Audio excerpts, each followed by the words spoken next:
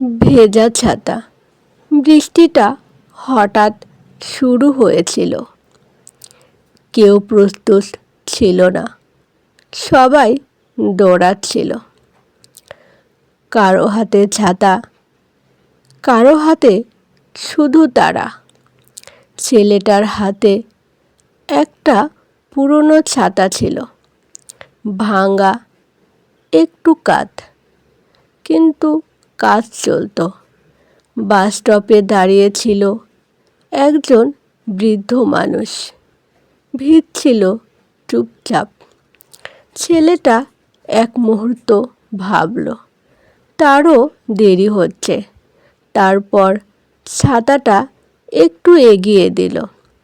দুজনে মাথার ওপর জায়গা হলো। বৃষ্টি একই রইল, কিন্তু ভেজা লাগলো না। কেউ কিছু বলল না, কথার দরকারও হয়নি। বাস এলো, বৃদ্ধ মানুষটা উঠল।